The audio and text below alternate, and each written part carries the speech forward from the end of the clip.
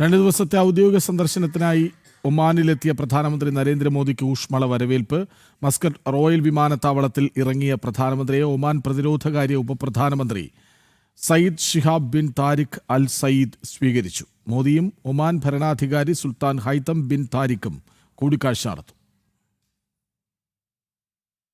പ്രാദേശിക സമയം വൈകിട്ട് 4:45 പ്രധാനമന്ത്രി നരേന്ദ്രമോദി മസ്കറ്റിലെ റോയൽ എയർപോർട്ടിൽ വന്നിറങ്ങിയത്.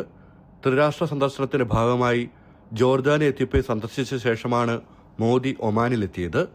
മസ്കറ്റ് റോയൽ വിമാനത്താവളത്തിൽ ഒമാൻ പ്രതിരോധകാര്യ ഉപപ്രധാനമന്ത്രി സയ്യിദ് ഷിഹാബ് ബിൻ താരിഖ് അൽ സയ്യിദ് പ്രധാനമന്ത്രിയെ സംഘത്തെ സ്വീകരിച്ചു.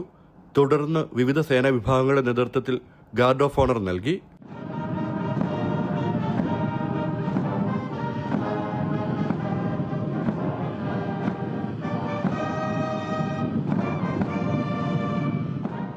മസ്കറ്റിൽ ബുധനാഴ്ചയും വ്യാഴാഴ്ചയും നടക്കുന്ന വിവിധ ചടങ്ങുകളിൽ പ്രധാനമന്ത്രി പങ്കെടുക്കും. നരേന്ദ്രമോദിയും ഒമാൻ ഭരണാധികാരി സുൽത്താൻ ഹൈതം ബിൻ താരിഖും ഇന്ന് കൂടിക്കാഴ്ച നടത്തും. ഭാരതത്തിൽ നിന്നുള്ള പ്രവാസികളും വിദ്യാർത്ഥികളും അടങ്ങുന്ന സമൂഹത്തെ പ്രധാനമന്ത്രി പ്രത്യേകം അഭിസംബോധന ചെയ്യും. വ്യാഴാഴ്ച ഒമാൻ എക്സിബിഷൻ ആൻഡ് കൺവെൻഷൻ സെന്ററിൽ നടക്കുന്ന പരിപാടിയിൽ 3000-ഓളം ആളുകൾ പങ്കെടുക്കും. പ്രധാനമന്ത്രിയുടെ സന്ദർശനത്തിനിടെ ഭാരതവും ഒമാനും സ്വതന്ത്ര വ്യാപാര കരാറും ഒപ്പുവെച്ചേക്കും. ഭാരതവും ഒമാനും തമ്മിലുള്ള നയതന്ത്ര ബന്ധം സ്ഥാപിച്ചതിന്റെ 70ാം വാർഷികം ആഘോഷിക്കുന്ന വേളയിലാണ് പ്രധാനമന്ത്രിയുടെ സന്ദർശനം. നരേന്ദ്രമോദിയുടെ സന്ദർശനം ഏറെ പ്രതീക്ഷയോടെയാണ് പ്രവാസി സമൂഹവും നോക്കിക്കാണുന്നത്. ജനം, ദുബായ്.